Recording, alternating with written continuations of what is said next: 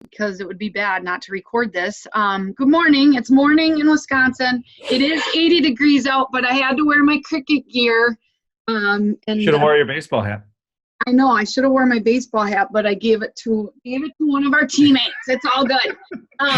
We're here, and I'm glad you guys are tuning in live. We're recording as well, but Joe's going to be talking all about leveling up your leadership. Tell your school's story, and hopefully many of you have heard Joe speak before. He's amazing, and he's got a lot to say, so I'm not going to take too much to introduce him. This is one of his quotes, which I love. Never give up the opportunity to say something great about your school. And Joe's been a cheerleader of that for a long time, and he spreads that message all across the country. And he'd love to speak at your school or your organization as well, because he does a really good job and kills it on the stage. Today, few reminders. I just like to set some ground rules. Number one, don't get overwhelmed. Joe's been doing this like a long time. Like you started in about 2011 with social media part, right, Joe? Yep, that's about right. So 8 years. So where he's at, you're not going to be, and that's okay. But don't get overwhelmed. If you can take notes and take a couple things away, that's going to be awesome, because it's going to make your social media that much better in the 2019-20 school year. Please ask every question. So don't leave this presentation saying, oh, I wish I would have asked that, because Joe is a busy guy, but he's here to help. And so please ask the questions.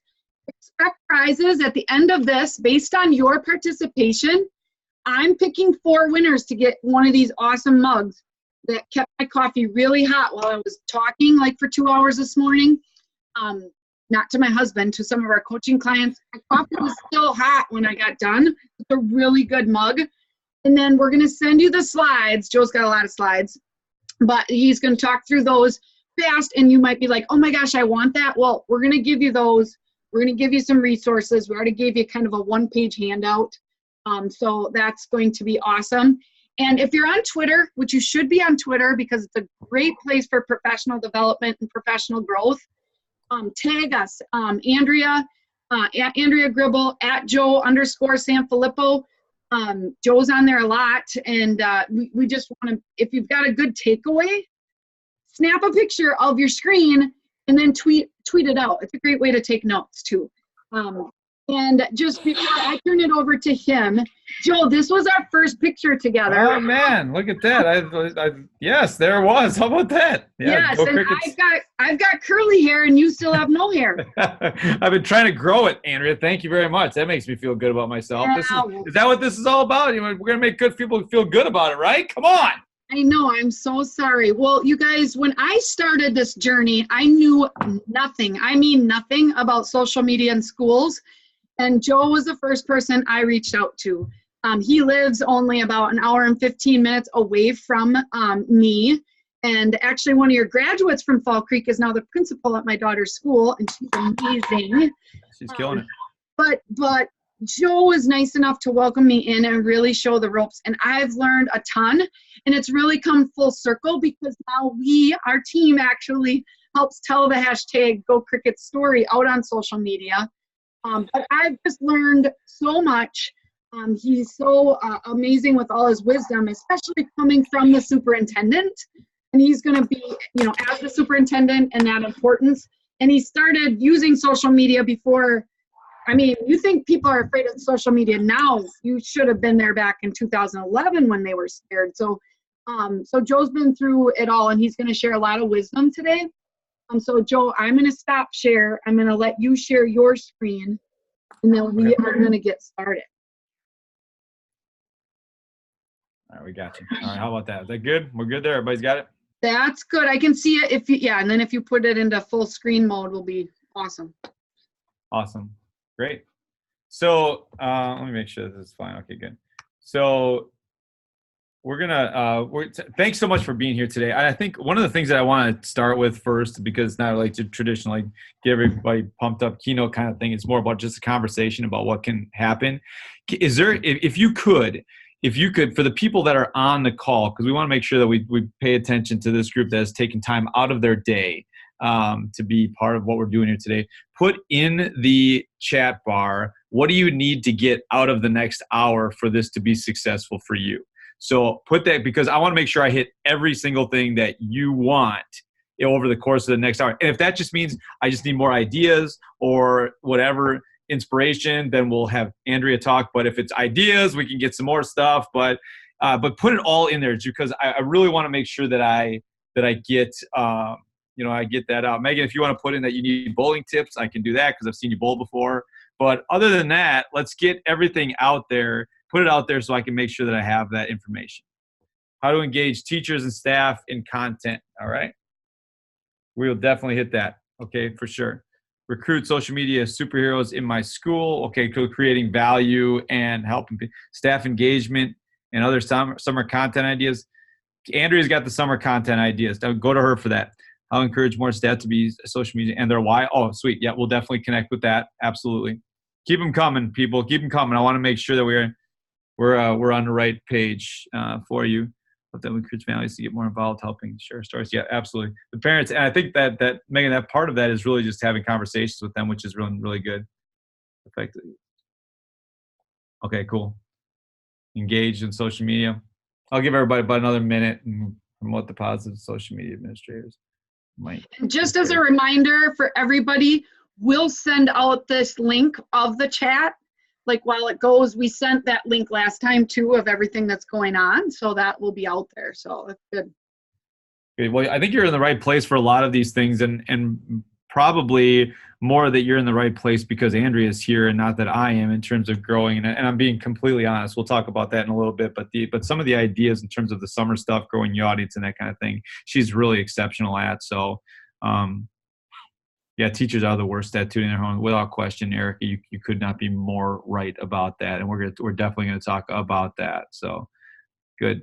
Well, it looks like everybody's got a chance to just kind of get out and talk about what they want and how we can kind of change that conversation moving forward. And it's really important that we do, because I think one of the things that's really important about schools and school districts is that I think people are what ended up happening, in terms of the work that we do. There are just so many amazing things happening. And I'm going to say this ad nauseum today, but there are so many things happening in schools that are just ridiculously cool, and nobody's talking about them. And that makes me sad. At the same time, it really kind of makes me upset, because our teachers are working too hard to let the story of 25 years ago be the story of yesterday. And that's not fair to anybody. And so I can tell you a little bit about my journey, or our journey, when it comes to this work. Having said that, when we think about the things that we're doing, you being enrolled in this process is automatically going to help your school. And the reason that I know that is because for 8 years, I did this on my own. And I did all the posts. I did everything that went along with it. I did from the superintendent lens. I did all of it, right? But it was just my lens. When we partnered with Andrea's group in October, our numbers skyrocketed. They did things I never would have thought they would have done. The engagement was over the top. The conversations were incredible. And I can't say enough about her and her team and everything that goes along with it, because we thought, honestly, we thought we had a really good presence. And I think we did prior to October. I mean, I'm not trying to, put that down at all, but I think we had a really good presence. But what ended up happening from October of 18 to now is nothing short of spectacular. Just being invested in with a group that has the expertise that we did not have. We were good at shouting stuff. That's great. You're great at shouting stuff. That's wonderful. But there's got to be a tactical piece to what you do. And her group does a phenomenal job of doing that. So we've been really excited to be part of this process. And we've seen our not only have our numbers grown, but our engagement has grown. And I think the reason that the engagement has grown was all of the stuff that we were doing here kind of came through my lens. And the reason that it came through my lens is because I was posting all the stuff. And so when people weren't comfortable with me, then their stuff didn't get shared. And that's not fair to them. And to have a neutral party taking that on was really, really fantastic to help grow. Because now we've got posts from people that I hadn't seen posts from in a year or a year and a half. And all of a sudden they're out there all the time. So I think it was just more about them wanting to be connected to what that work really looked like. So I'm going to just kind of take you through where we're at, what that looked like, and hopefully we can help from there. I have the chat bar up, so you can just ask any question at any time. You could think, that's really great. I want to learn more about that. Or you can say, that's garbage. I don't believe that for a heartbeat. Like let's talk about that. And both questions are right. I mean, if you don't think it's real, tell me, because you have to be real. One of the things that we talk a lot about in the Power of Branding and in Hacking Leadership is that the brand promise has to match the brand experience. And what ends up happening is if your brand promise doesn't match your brand experience, then the people that you're getting out there to tell you about your brand promise, and when it doesn't match, then all of a sudden the people who are your highest supporters, the people that are most willing to tell your story, stop telling the story because it's not real. And that's not fair, and that totally hamstrings any kind of growth that you want to have moving forward. So that's a really important component of what we do. So we talk about leveling up, being a social media hero, but one of the things that I really stick in my lane, honestly, I talk about three things. That's it. It doesn't matter if we're talking about social media in schools. It doesn't matter if we're talking about culture. It doesn't matter if we're talking about leadership. When it comes to what we're doing, we take this on in literally three components. We're being intentional about the work that we do, opening doors for people so there's transparency and visibility, because I do believe that visibility breeds credibility. And then finally, how do we build each other up, because we're all in this thing together on some level. And we really want to be cognizant of what that looks like. And I think that's really, truly important. I do it through the lens of Hacking Leadership, which is one of the books that I co-authored with my friend Tony. And a lot of times what ends up happening with the text, with the conversation, is that, it completely transfers to all the work that we're doing when it comes to a social media lens, because being present, building relationships, flattening the walls, the hiring, the collaboration, all relates to the work that we're doing when it comes to that social media component. So I think one of the things that's important about the work that happens is the perception of the work has to be commensurate with what the experience really looks like. If we say rain in different types of the different areas of the country, you get a different response to that. Same thing with snow.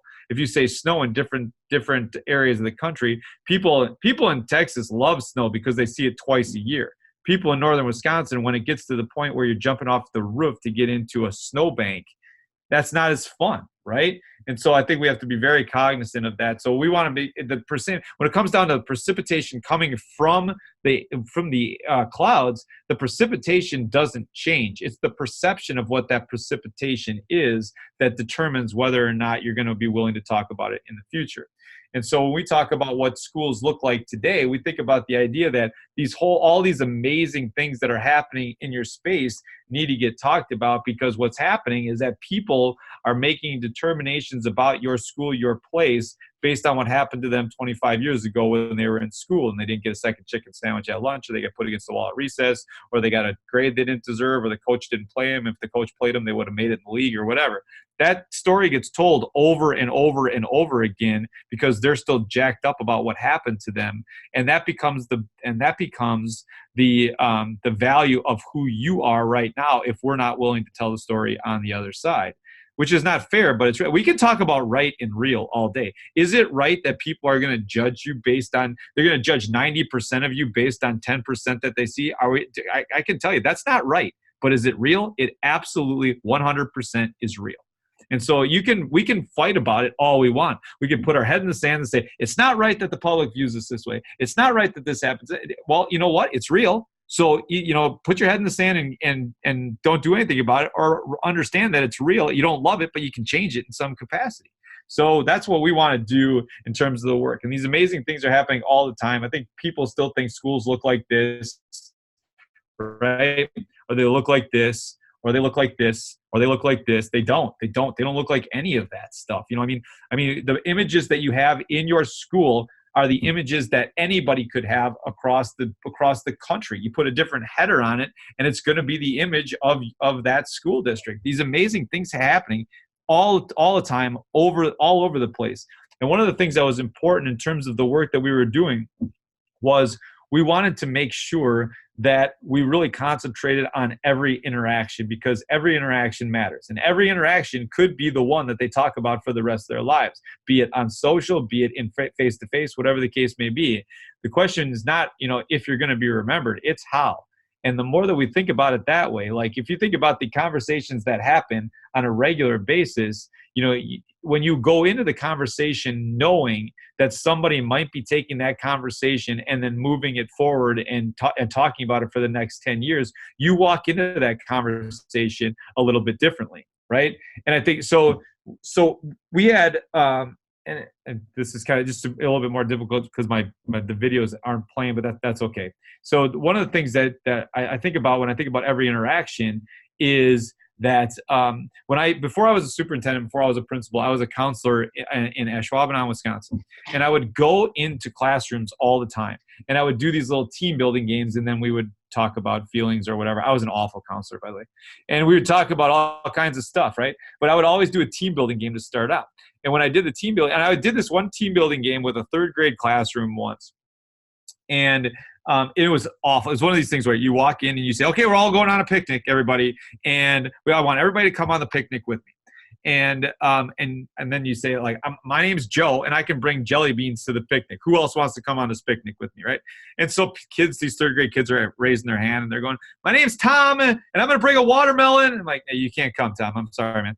And they're like, but yes, I can. My mom said I could come. I can come. I'm like, no, you can't come, man. And then I said, Jimmy said he was going to bring a salad. And I'm like, Jimmy, you can't bring a salad, man. And he's like, no, I can. I got the lettuce at home, man. I can do that. I can totally do that. I'm like, okay. So you have to bring something that starts with the first letter of your first name. And they didn't get it. Nobody got it. Like, it was the worst 3 minutes ever, right? And so it was the only time I ever did that activity. So fast forward 10 years later, when I'm in Ashwaubenon, Wisconsin, having lunch with one of a former student who was actually a third grade student at that time when I left. And we took a picture, tweeted out, and then we get a response to the tweet from another kid that said, are you still bringing sandwiches to the picnic? And I'm like, man, like, the kid that tweeted that out, I had a lot of conversations with that kid, but that's the one thing that he's going to remember. You just don't know what they're going to remember. But, the social aspect of what we do gives us more chances. People are so cranked up about what happens on social media, and they're so scared.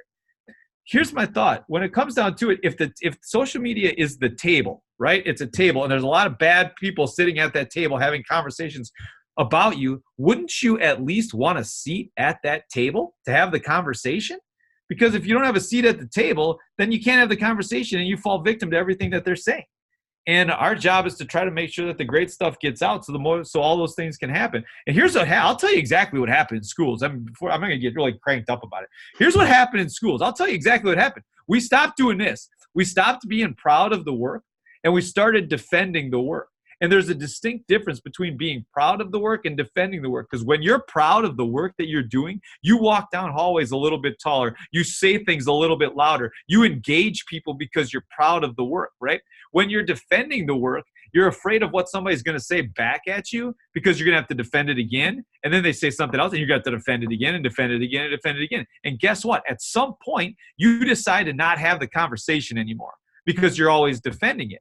And when you stop having the conversation, and when you stop stop being proud of it, and you disengage from the conversation with that person, then that person wins. And then that person can go talk about whatever they want to talk about, because we weren't there having a conversation with what that looks like. We have too many people in our organizations doing this. I'm just a teacher. I'm just a custodian. I'm just a secretary. I'm just a principal. I'm just a paraprofessional. I'm just. When they say that word, when they say that I'm just, they devalue all of the work that they do. And guess what? When they devalue the work that they do to somebody else, you give that person license to devalue it just as much. Because why would they change the way that they're talking about you if you're not going to change the way that you're talking about you? So words matter in this. When you say those words, you're devaluing everything about that work. And so here's what happens with people in your organization. so this is exactly this. I shouldn't say it like that. This happens often with people. They'll go like, people will say, I'm just, or I'm only, or whatever. And here's what they do is they'll say, well, I'm just a teacher. I'm only a this or that, right? In hopes that the person that they're talking to is going to be like, no, no, no. You're a great person. You're fantastic. You do incredible things for kids. You're the best, right? Well, guess what? When that doesn't happen, then the person starts to believe that they're just. That's what happens. When they don't get the response that they want, they start to believe that they're just and they're only. And then when they start to believe that, that's how they act. And when they act that way, they can never move forward because they're feeling a certain way about the work that they're doing. And I'm sorry, that's just the way that it works. So we can hate that. We can love that. Just depend. Doesn't matter. It's real. It's just what it is. And I'll tell you, I would love to tell you that we started telling the story of Fall Creek Schools because in my heart, it was the right thing to do. And it would be a total lie. Because when I got to Fall Creek, I was the 5th superintendent in 6 years. So when you're the 5th superintendent in 6 years, the advice that you get is rent, don't buy anything, good luck, and that's really about it. That's all I got, right? Like people, this was my name tag. Let's be clear about what's happening here, all right? I mean, honestly, people, this is masking tape. That's masking tape, all right? So that's what's happening with our system. And so all I wanted to do is keep my job.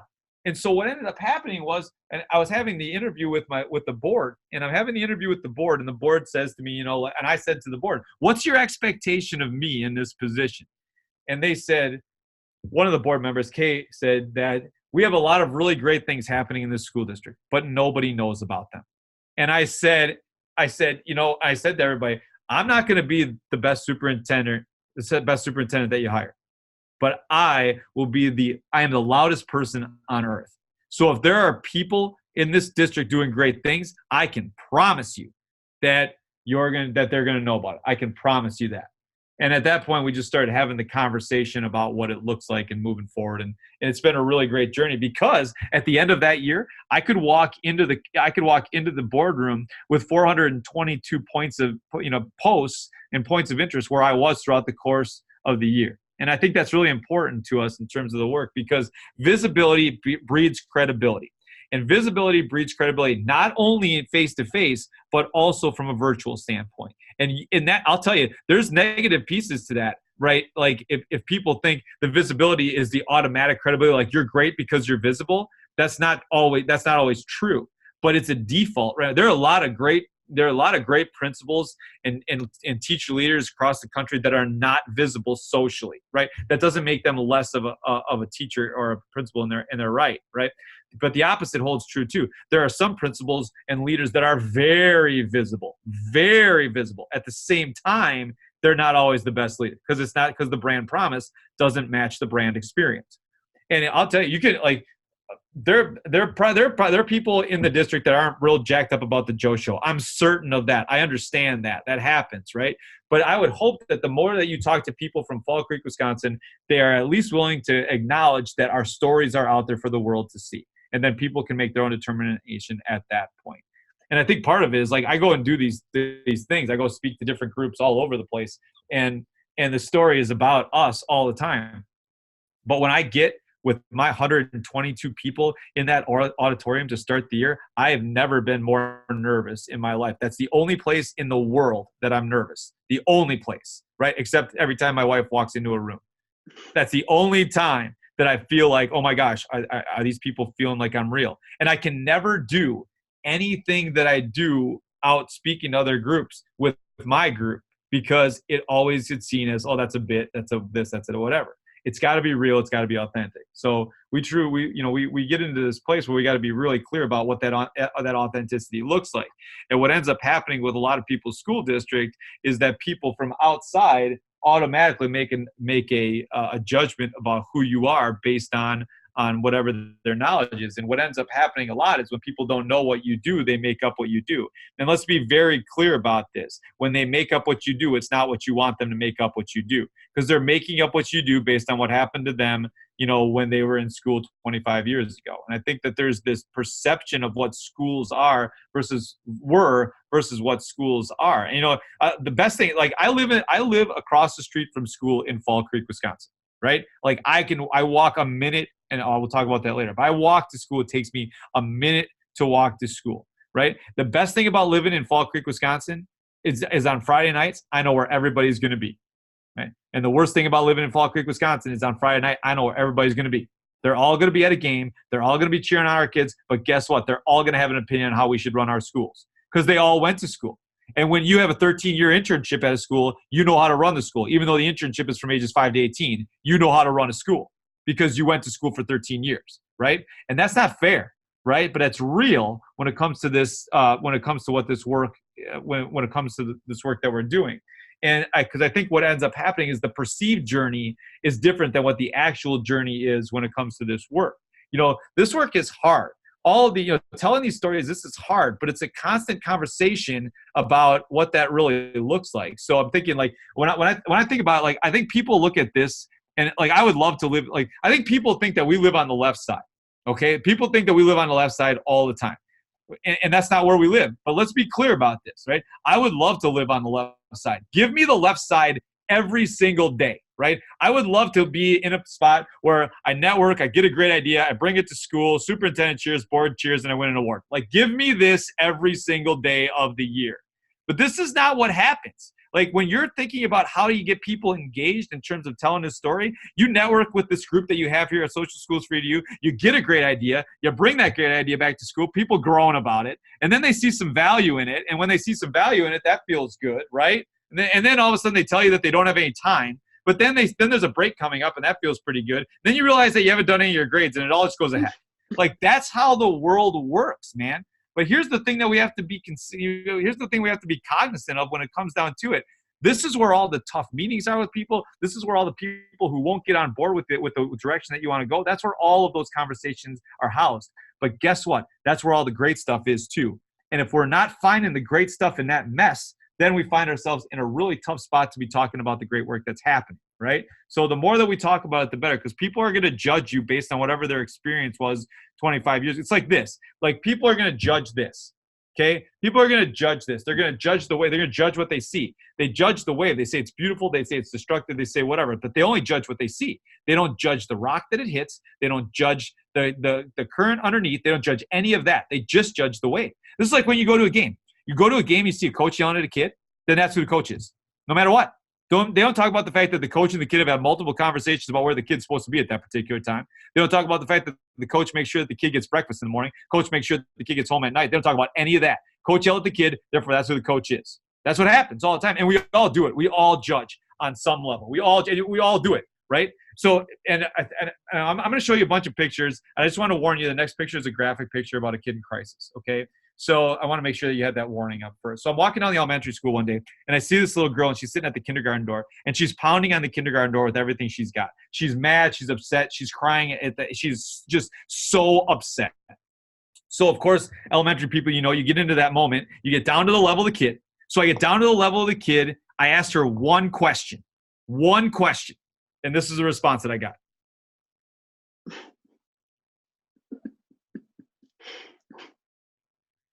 The question was, which finger got slammed in the door? And everybody out there is going, wonder where she learned that. What kind of family does she come from, right? What if I would have said this? I'm walking down the elementary school one day, and I see this little girl, and she's at the kindergarten door. It looked like the door had just slammed, and she's shaking her hand. And I asked her which finger got slammed in the door, and she did this. Now it's a different story, because it's a cute story about a kid that made a mistake in terms of what finger to put up, right? What people see and what's actually happening, is not the same thing. But they're making a judgment based on what they see in that one moment in terms of the work that we do. And that's not fair to all the incredible things that are happening in your space. And I know I'm preaching to the choir. And I think the thing that we need to understand is that when people feel this way about this work, when they can see that, when they can feel that, they're much more willing to be engaged in the tough work that you're doing, trying to get them engaged to tell a story. So people won't move until they know why they're going to move. There's this whole thing about change versus meaningful change. And I want to make sure that I'm getting to it in here. Like, let's say, do I have it in here? I do. Okay. So, no, I don't. So let me just talk about it really, really quickly. So change versus meaningful change. I believe all organizations are built into 5 groups. So when you're thinking about getting people moving in the right direction, I think all organizations are built into 5 groups, and I'm not the only one that believes this. So like Peter Schlechte calls them like trailblazers, pioneers, standby, stay-at-homes. Everett Rogers calls them early innovators, early majority, late majority. Everybody. It's just 5. It's always 5, right? I wasn't that smart when I did my dissertation, so I just said 1, 2, 3, 4, 5. So here's what ends up happening with the people in your group, right? The ones, if you tell the ones that you want them to share the story, and let's just say this. If you say that there's something really, the story, sharing the story is on the other side of this wall. They don't know that. You say, I need you to run through that wall because there's something really, really good on the other side of that wall. The ones just start running. They don't ask you any questions. They just go because you told them to go. And they do what they're told. They go. The 2s are like, you know what? I bet you there's something really cool on the other side of that building. Here's what I'm going to do. I'm going to wait until the ones are almost through. And when the ones are almost through, I'm going to push them to the other side of that wall. And then I'll be there too. And then people will think I was one of the first people to come over on this side of the wall. The 3rd group is like, you know what? I really like teaching dinosaurs. So I'm not really going to change anything that I'm doing. And so here's what I'm going to do. I'm going to walk over. I'm going to wait. I'm going to wait until that wall is completely framed out, that it's all swept up, and the hole that goes to the other side is big enough where I can carry my stuff with me. And then I'll come to the other side of the wall. The 4th group says, I'm not going. You can't make me go. And not only am I not going to go, I'm not going to go, but here's what I'm going to do. I'm going to walk over to that wall as slowly as I possibly can. Because what I hope is when I get to the wall, there's a change in leadership and there's another wall somewhere else that I can go walk to really, really slowly. And then I never have to change anything that I'm doing. And the 5th group is like, I'm not going, you can't make me go. And not only am I not going to go, but I'm going to take every brick in this school district, I'm going to go put against the wall before the first group runs through it because I want them to get hurt as they go through. See, these are the awfulizers. These are the people that awfulize everything. Here's the thing about these awfulizers. Like, they don't wake up in the morning and say, I can't wait to be, average today. Like, people don't do that. People don't wake up in the morning and say, I can't wait to be average today. Average is not a place that you aspire to be. It's a place that you end up. It's like going to Denny's, right? Like, nobody goes to Denny's. You just end up there. This is how people end up at average because people haven't created value in terms of where their A is, and they'll never move to B. So what we do a lot in schools is we make so many decisions on 1s and 5s. We put everybody on the committee and that are 1s. Everybody's on the social media. All the 1s are on the social media committee because we really want to talk about the great things that are happening. And all the 1s are sitting there. But then guess what? You're only getting information from a couple of people because they were going to go anyway. They don't have any opinion leadership because they were going to go no matter what. And the 5s are like, well, we can't do that because the 5s are going to get really upset. And that's going to upset the apple cart, and we don't want to upset them. So we're not going to do it. Or the flip side of that is, you know what? If we put all the 5s on the committee, then the 5s are going to understand how important it is, and they're going to move. They're not going to move. They've already decided that they're not going to move. And we spend so much time on the edges of this model where the real meat, the real movement is 2s, 3s, and 4s. They just want meaningful change. And when they have meaningful change, they're willing to move, but they need to have meaningful change when it comes to the movement. So that's really important in terms of the work that we do. All right, so let's get into some of the things that we've been doing to do that. So the 3 things that we take on when it comes to leveling up this work is we build the culture for storytelling. Then we create the story, and then we share the story. I also talk about it as, when it comes to thinking about what goes on in schools, we do 3 things all the time. We recognize the great work that's happening with a person in a space. Recognize that work. Acknowledge that work to the person who's doing the great work. And then we extend the conversation to somebody who's not there so that person knows that the person that's doing great work is doing great work. And then that person's going to end up reaching out to the person who's doing great work, right? So you recognize, acknowledge, extend. Recognize, acknowledge, extend. And that really comes in building a culture of storytelling. And so we had to change the way that we could do storytelling in our school district because a lot of the best stories that happen in schools never even exit the school walls because people are afraid of what their colleagues are going to say about it, right? So you have this one great 5th grade teacher, or let's say I have great 5th grade teachers. So let's say I can't even put a number on it because I have great teachers across the board. My people are killing it. Let's be clear about that. Like, these people are they're launching, air balloons into space. They're creating middle school businesses. We're doing we're creating breakout EDU rooms, man. Okay. So let's say you have a teacher who's got a really great idea, and they go to their colleague and they say, oh, I got this really great idea. And then their colleague's like, don't do that. Because if you do that, then I'm going to have to do that. And I don't want to do that. So don't do that. So then they don't do it. So one of two things happens. Either they don't do it, or they go to their room and they do it, but they don't tell anybody about it. And when they don't tell anybody about it, then the 20 kids that are in the room benefit, but all the kids could benefit. All the teachers could benefit. And if you don't create a culture of storytelling, you'll never get to the place where people are willing to have the conversation because they're afraid of what their colleagues are going to say about the story. And when somebody was asking me about the neutral piece before, and what that really means. When we had somebody else handling this process, it wasn't like, well, I have to share this work with Joe, and maybe Joe's going to judge what we're doing, or maybe he's going to ask questions that I don't want him to ask questions. When we work with Social Schools for EDU, it all goes to a person that's not in the school district, and they can put their own. Our staff can put the spin on whatever they want to see on the social page, and then it goes out from there. And 99.5% of the time, it's the right story to tell. And when it's not, the other 0.5%, you fix it and you move on. That's just the way that it works. So when we talk about building a culture of storytelling, it really comes down to, do people trust the work that you're doing, and what does that really look like?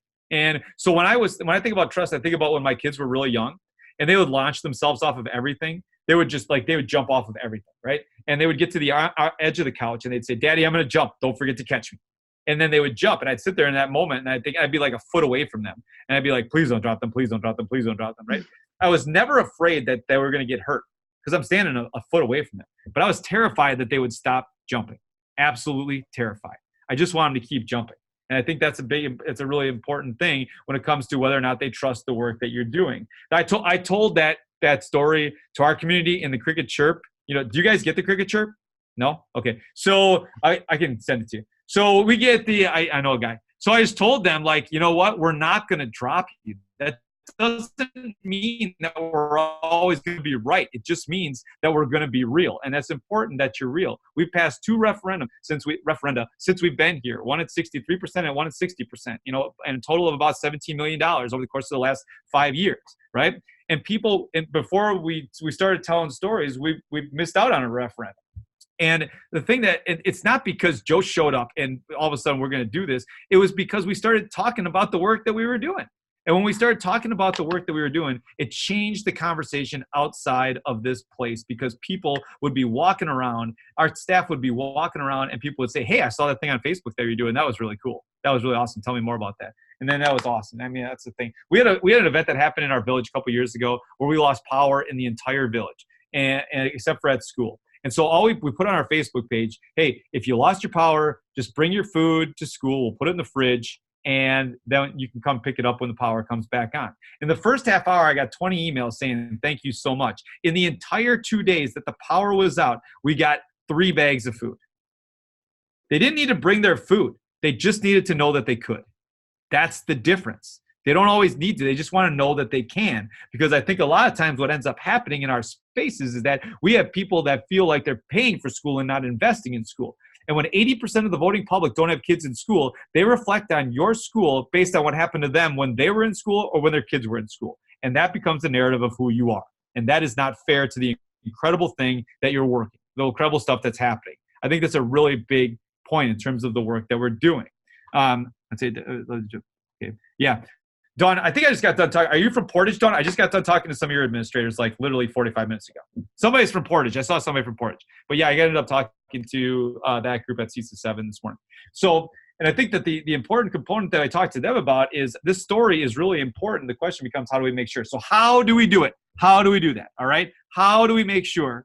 Yeah, Tim said hi this morning. Yeah, because I just talked to him. So how do we do that? And we started by making sure that we valued the people in our network so they could go and talk about us outside of their network. And when I say that, people automatically default to our staff. And it's not just the staff. Every staff member has a network. So how are you making sure that you connect with their network so they're willing to tell the story? So we do things like sending notes home to the spouses of our staff members at the beginning of school, just to let them know that they're valued. One of our teachers, Chris McInnes, he said to me at the end of, well, not last school year before, in May, he said to me, "Hey, Joe, I just want to say thank you for writing that note to my wife," which I had written like literally 9 months before. He said, "She still keeps it on the fridge." Okay. So this is 9 months. She still keeps it on the fridge. Chris shows up 3 days a week to run a middle school workout program in the morning. He stays after school, do after school homework help. There are probably a lot of days throughout the course of the year where Chris's wife isn't a real big Go Crickets fan, right? She just wants her husband back. But you know what? When she goes to the fridge and she can see that we value what he does, it's a different conversation, right? We do 100 calls on the 100th day of school. I've changed this. Instead of 100 calls on the 100th day, I do 100 calls prior to the 100th day and 100 calls after. Hopefully, we just try to make them a little bit more authentic. And I think the biggest thing is when you make calls home to parents, don't call home and tell me that my kid is awesome. Like, I already know that. I live with them. I know they're awesome. I want to know why you think he's awesome. I want to know what's going on that makes you think he's awesome. And that's the story that, so don't call home and say, "Hi, this is Joe calling from school. I just want to let you know your sophomore son, Aiden, is awesome. He's really awesome. He's just an awesome kid. He's just really, really awesome." Right? Well, Aiden's going to come home and mom's going to say, "Oh, superintendent called and said you're awesome." And Aiden's going to be like, "Oh, great. That's fantastic. I saw him today. That's great." Right? And you move on. Right?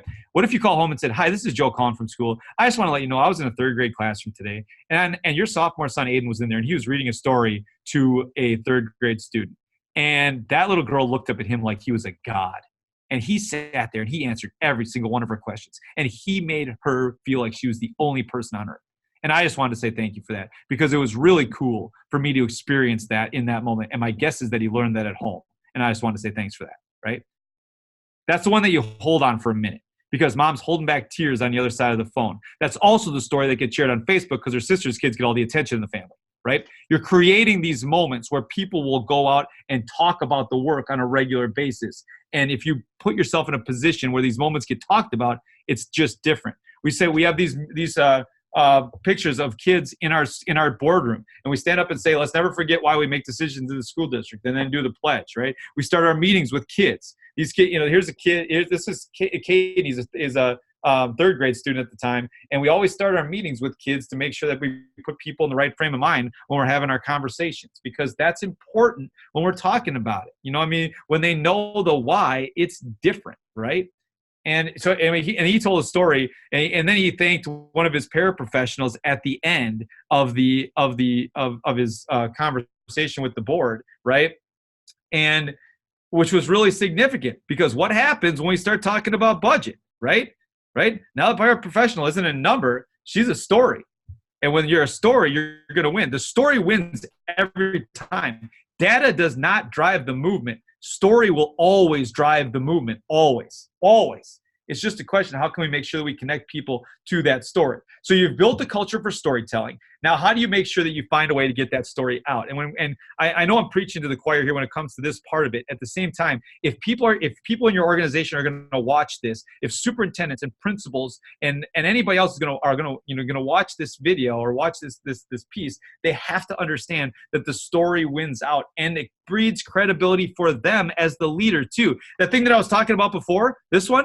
When you call home as the superintendent or the principal and give the mom a specific incident of what you saw during the time, that breeds credibility with the parent. So when the parent calls back literally 3 months later and is jacked up because Aiden's getting bullied at school and she's really mad about it, she's going to have when she has a conversation with you, she knows you're not making decisions from your desk. She knows you're in places because she remembers the conversation that you had 3 months earlier about being in that third grade spot.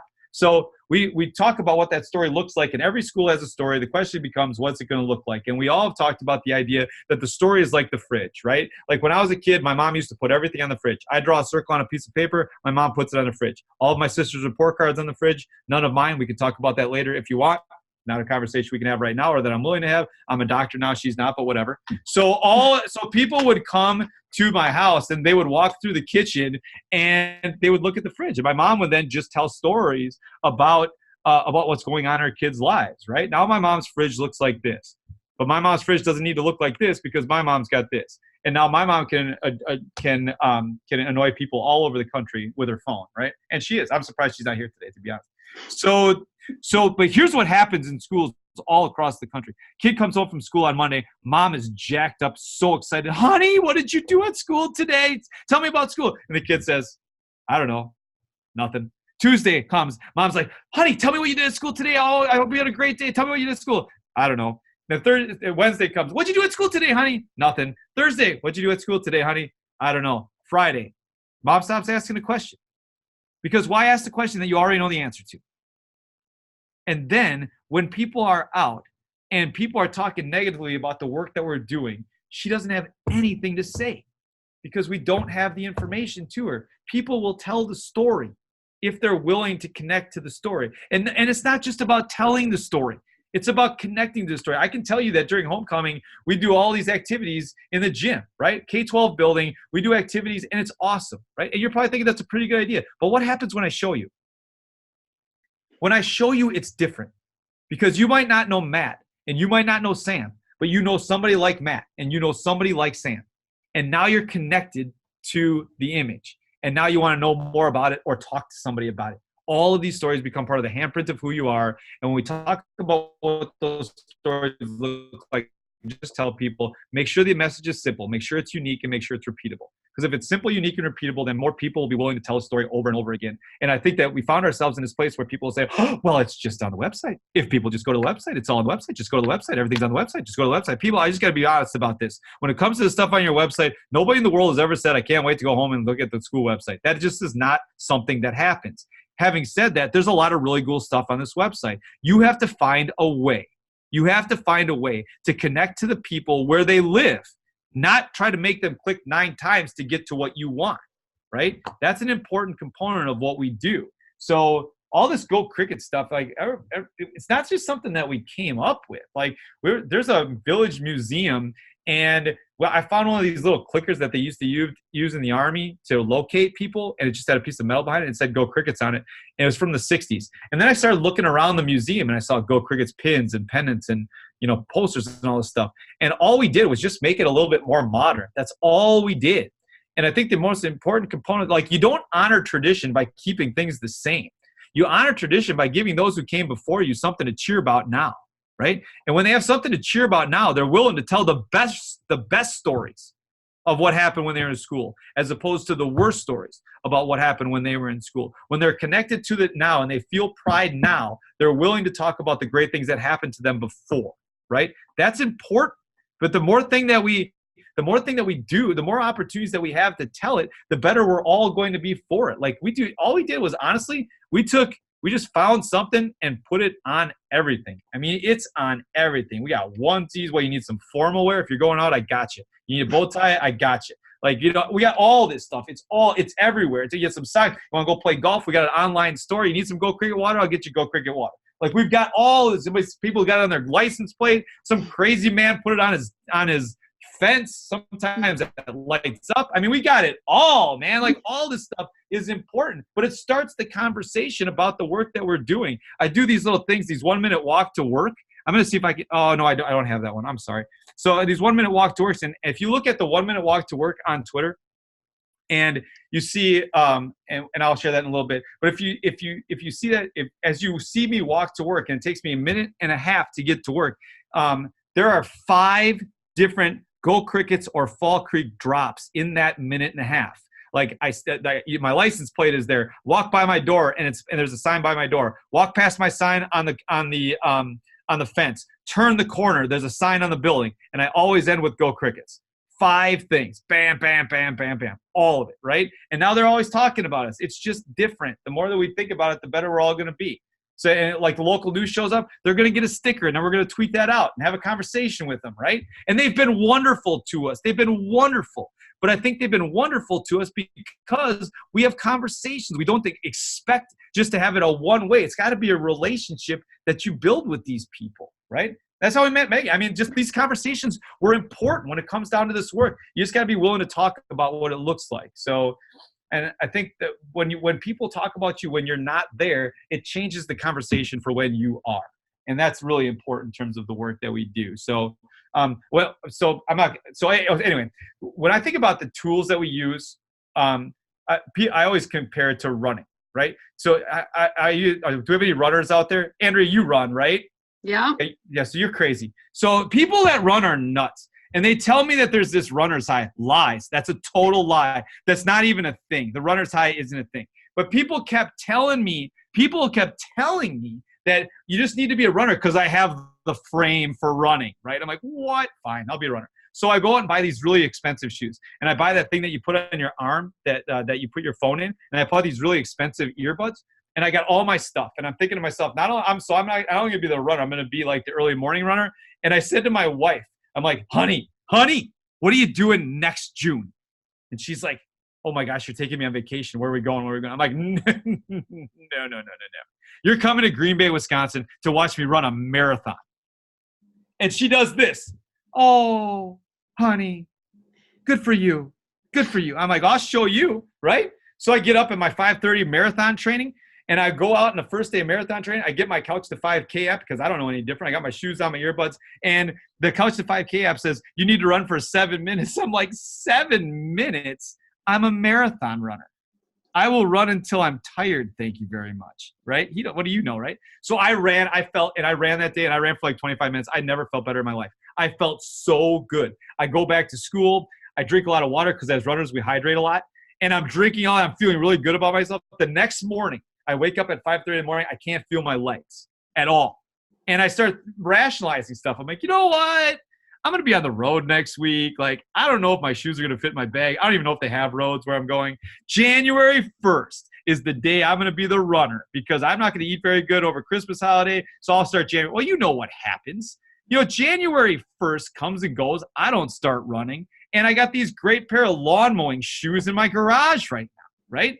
That's what happens. So we can take a couple of things from the story. First and foremost, my wife's a dream killer. You need to understand that. If she was more supportive of me, I would be a runner right now. Secondly, I had all the tools. Right? At the same time, I had no desire to do the work. It's not about the tools. It's about the work that you have to put in when it comes to what you're doing. And you got to be willing to go through the struggle of not having people engaged. People think that like you wake up in the morning and you get a viral video, right? Our whole school closing video thing, we put out like 50, 75, 100 videos before anything went to that level. You just like this overnight viral sensation is ridiculous. It's not true, but people think that it's true, but there's a lot of hard work that goes into it before you get that. So the tools and the time are the two things that really people ask about. And when it comes to, look, I just want to hit time really quickly. I don't have any more time than anybody else does. I just trade it because I don't have to answer as many questions. So tools, we use these 3 tools. Obviously, I'm not going to get into them too deep because I know other people have. The other thing that we utilize, we also use podcasting. Podcasting is a fantastic way to get the voice of your people out to the world. And we use Podbean for podcasting. I go into a classroom. I get the voices of a kid, and I can send that out. You can send it out within 2 minutes, you can get a podcast out to the world. Or you can go back to your office, and then before you send the podcast out, you call the 2 parents of the kids that you interviewed. You say, I just want to let you know I was in a 2nd grade classroom and I was talking to your daughter about the tower she was building and it was awesome. She was so jacked up. I was so excited to be there. And guess what? I'm going to put this out on our social media feed in the next 15 minutes or so. I just thought that you might want to hear about it. So I want to make sure that you knew about it before I sent it out. Well, what's mom and dad doing? Mom and dad are sitting there the whole time. Refresh, right? Because they want to be the first person to tell a story. And then they build the momentum moving forward on what that looks like. That's a really big deal. And I think we're so afraid that something's going to go wrong when we do this work. At the same time, you just have to understand that we put stuff on screens. Like if you send a tweet to Go Crickets right now, it's going to go on one of 8 50-inch screens in our district live. So that can be really awesome and really tough. It really throw you a lot of anxiety because you just never know. Sometimes those things get to be a little bit much. You never know, like at some point, sometimes people will use your hashtag for the wrong thing. I don't even know if this is going to play. We're going to see if it's going to play. It's probably not going to play. So, but sometimes they use the Go Crickets thing for the wrong thing at some point. I'm sorry that's not going to show. But what you have to understand is that people are going to utilize the social media for whatever they're going to utilize it for. At the same time, even if they're going to do something nasty in that spot, it doesn't preclude you from doing the great work that you're doing because You want to be in this space where you're telling the great stories too. And that's important in terms of the work that we do. I tell people all the time, like, you have to be really, you got to be really cognizant that there's going to be bad things that happen in your space. You're going to make a mistake.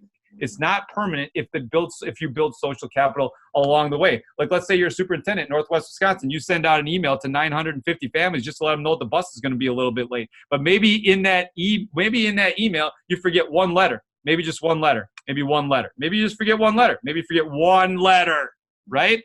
I got one call from one teacher who said, man, you're not going to believe what you did, right? I said, I just misspelled something. Like, this could have been a lot worse. Relax. Understand that, okay? So thing that we have to understand, you just got to keep moving forward. And the more that you move forward, the better you're all going to be for it. This leadership challenge that we do, the 1 minute walk to work that I talked to you about, is really just giving yourself an opportunity in different capacities to build momentum. So doing things like putting your hashtag in places that's going to be noticed. Every time I go to a conference, I leave 3 or 4 of these Go Crickets wristbands just sitting around on tables, right? Just because people are going to pick them up, and maybe they'll check out the hashtag. Maybe they won't. Maybe they'll throw it away. Maybe nobody will see it. But guess what? Maybe somebody will. And that's all that matters. So the more that we can do that, the better. So we want to create momentum. So you're creating momentum by utilizing, by creating a culture of storytellers that are willing to tell a story and that they can share that out. Recognize, acknowledge, extend. Recognize, acknowledge, extend. And really be cognizant of how you're utilizing the words. And you have to be willing, as a leader, when somebody says, I'm just a teacher, you have to tell them you can't use that word. And you have to tell them why. When you use that word, you devalue your work, and your work is amazing. And that's not fair.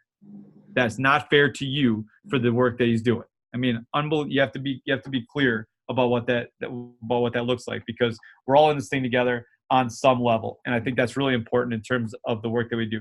The last thing that I want to talk to you about before we get into moving forward is you can create a lot of momentum now when it comes to the summer by doing some of these. And Andrea, they have the social media superhero companion guide, right? They're going to get, okay. So all of our ideas are in that one spot. You can take all the ideas are in Hacking Leadership too. You can take it from there. But over the summer, you're going to be in a position where you get to promote the new people that get hired into your organization, right? So you want to be really cognizant of how you're doing that. When you get drafted, when you get hired in Fall Creek, Wisconsin, we treat it like you got drafted by a professional. I just want to make sure that we don't have any videos playing. So we treat it like you got drafted by a professional team. So we do the press conference. We take a picture of the family. We put that picture on Facebook. And this is Brad that got hired a couple years ago. And before Brad even stepped foot into our school district, there was 9,000 views and 300 likes saying, "Welcome to Fall Creek, Wisconsin." And that's a really, really big deal, because when it comes down to it, that if you create value for them before they get there, they're willing to tell the story. And if you notice, like, we gave them all that gear. I'll tell you, we didn't tell the story of Brad for him. Those 2 kids left their home to come to Fall Creek, Wisconsin. And there's no chance in hell they're going to walk through our hallways and not feel like they belong. No way. They need to feel like they belong. That's important in terms of the work that we do. We do the same thing with our staff members, just making sure that they feel like they're valued in terms of what that work really is. This video isn't going to play, but I kind of explain it to you. So the other thing that we do is, instead of me calling and saying, "Hey, we'd love to have you come teach 2nd grade," we have the committee offer the job to the candidate, and the committee offers a job to the candidate. They give them a bunch of swag. They take the picture, send it home, that kind of thing. And then we take all of these pictures and we take all this stuff and we record it. And then we say that was Emily, but we say to the candidate, I can delete this right now, or I can send this to your mom. You tell me what you want to do, right? Don't ever forget that everybody is somebody's kid. It doesn't matter if they're 4, 14, 24, or 44. Everybody is somebody's kid, and everybody wants their parents to be proud of the work that they do. It doesn't matter if they're 4, 14, 24, or 44. The story always wins. And the more we get invested in what that story looks like, the better. The last thing I want to tell you about is what happened when we started telling a story at schools, and we had this. I'm just going to do it from here because the videos aren't going to play. So we have all of this stuff from our that we give out, right? We give all of this stuff away, and then we started getting all these pictures from all over the country with people in Go Cricket stuff. And we had this Where in the World is Fall Creek Pride board that was right across from the office, right? And it just got to be too big. So now it turned into this video that just streams on a regular basis. When you walk in, you're welcomed by all the people from across the country that are seeing you do this work. And I didn't know the impact of it until we went to Model Schools a couple years ago. So we're at Model Schools. There's 5,000 people at this conference. And as my team is walking through the hallways of this conference, people start to notice them. They're like, hey, that's the Fall Creek team. That's the Go Crickets team. That's the Fall Creek team. And then they wanted pictures with my team. And then they wanted to know about their process. And then my team showed up to their room to do their presentation, and it looked like this. And now they create value for all the work that they do. And when we got done, they came back and did the presentation for the board. And then the board said to them, tell us about your trip. How was your trip? And one of our teammates, looked at her team, looked at me, looked at the board, and said this: when you can make them feel like this on any level, they will perform like this. And when they perform like this, they'll feel like they have value in terms of the story that they want to tell. And that's the only thing that we can do to make sure that we celebrate this work. Never give up the opportunity to say something great about your kids, your school, or your community. Never, right? And the more that we create momentum for that, you don't all have to be the one doing it. A lot of people can do it. Yes, everybody's a cricket. You walk in, you're a cricket. You walk out, you're a cricket. That's the way that it works. A lot of our schools around, especially in Wisconsin, are smaller. So Joe's got just over 700 kids, K-12, right? 825. Okay, 825. Sorry, you're growing because they're attracting all those other. Well, the really interesting thing about that's really important is when we started this process 8 years ago. Our open enrollment numbers were at about 70, and now our open enrollment numbers are 120. So you can't deny that number. I mean, does it all have to do with social? Absolutely not. But people know what we're doing, and the numbers have grown.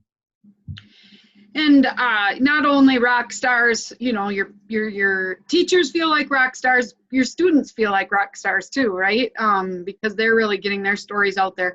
But we're opening it up to questions. Joe, when's your hard stop? You got to get on the road. Yeah, I got about 6 or 7 minutes. Okay, and then if more people have questions, I'll hang on a little bit longer. And make sure you give them my phone number. Give them my phone number. They can just call me. Yes, we'll get the phone number and obviously out on Twitter. But what's really powerful for all of you is that back to school is coming up. You cannot miss the opportunity to talk about some of these things in your back to school event with your staff members. So some of these slides, you're going to get a link to these slides that Joe shared. Don't be afraid to use some of them, like I'm just, and some of those things that it's like what you say about your own role matters, what you're doing matters, and here's how we need you to be part of the process, because that's really powerful. And hopefully you are taking stats and things like that you can share and get out there. Because sharing those stats really matters. So Bridget was just asking about the neutral team. You want to just explain that, Joe? Yeah, so the neutral, sorry about that. Is that better? Yeah. Okay, so the neutral team it's Andrea's team from Social Schools for EDU. So we send all of our stuff to them, and then they send it out with our account manager and go from there. So that's what really he's just referring to. It's not Joe's lens anymore. It's, right. And then it's a process of, really we systematize it, and you can do it at your school. It's making sure that everybody's responsible for getting content in. And it's not just the people, I use the word just, but it's not the people that are already on social media that are already getting recognition. It's now we give a voice to every single staff member. Hey, just shoot a quick email and that's all good. Lauren is our account manager, and she's phenomenal. She's doing incredible work for us, absolutely incredible work. And I would find that to be the norm with everybody on Andrea's team, just in terms of who she recruits to come on. But we have had an unbelievable experience having Lauren with us. She's wonderful. Yeah, we have a lot of fun. Now, Cheryl's just asking about mascots. Your hashtag doesn't have to be your mascot. So there's a lot of schools we serve. Mankato is 8,000 students, K-12. They got high schools. You create a hashtag around something with your school, and it doesn't have to be your mascot. Just in a small school, you can do it if you need to. Right, As Joe? long as it's simple, unique, and repeatable, that's all that matters. Simple, unique, and repeatable. Do a lot of vetting to see what those hashtags look like online before you decide on one. And, you know, have people engage in it to see what ours was pretty easy because we just saw it and it was a natural selection at that point. But give yourself an opportunity there. Yeah. How do you encourage staff to participate by sending content in or generating their own posts, Joe? We just tell them that, you know, your story is being told about what happens in your space. Wouldn't you want to be part of what that looks? And I don't require anybody to do it. At the same time, what ends up happening is somebody will start getting a lot of real positive strokes online for the work that they're doing. And then their colleagues like, ooh, man, I want a piece of that. Let's go. So then they start doing it too. So it's just been, it's been really good like that. Yeah. Make it easy to submit. We kind of set up the expectation, hey, 1 to 2 things a month. Send them in. We have an email address, but whoever's handling it, we like it when it's separate because you can keep the social media stuff away from everything else. But some of the people at Fall Creek do have their own Instagram page, yeah, or they're on Twitter and they're using the hashtag. And if you want to see the hashtag, like just look at hashtag Go Crickets right now, and you're going to see a bunch of stuff from the school and not from the school. Right. Any issues with personal posts versus professional posts, Joe? We always tell people to, you know, decide what you want to do. What ended up happening was I said, if you want to have a professional account, have a professional account, whatever. I've never required anybody to have a Twitter account here. It's just if you want to learn more about it, then we can teach you about it. But what ended up happening was people want everyone to know them for who they are as a professional and as a person.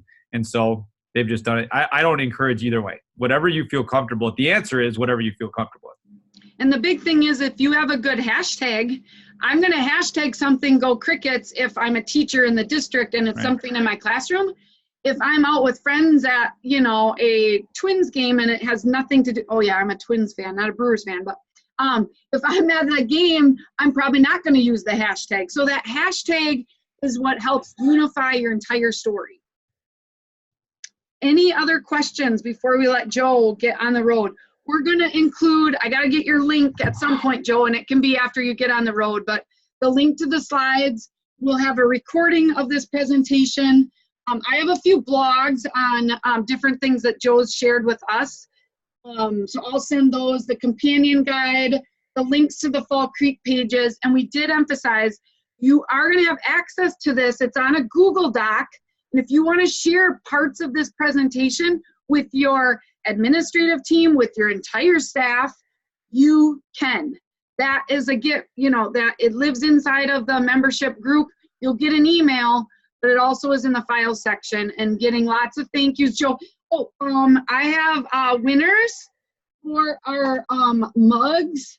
And so we have Kent from Turtle Lake, Joanna Williams, I'm not sure where you're from, Bridget, and we've got Angie. So I don't have a last, oh wait, and I don't know if Angie's from my team.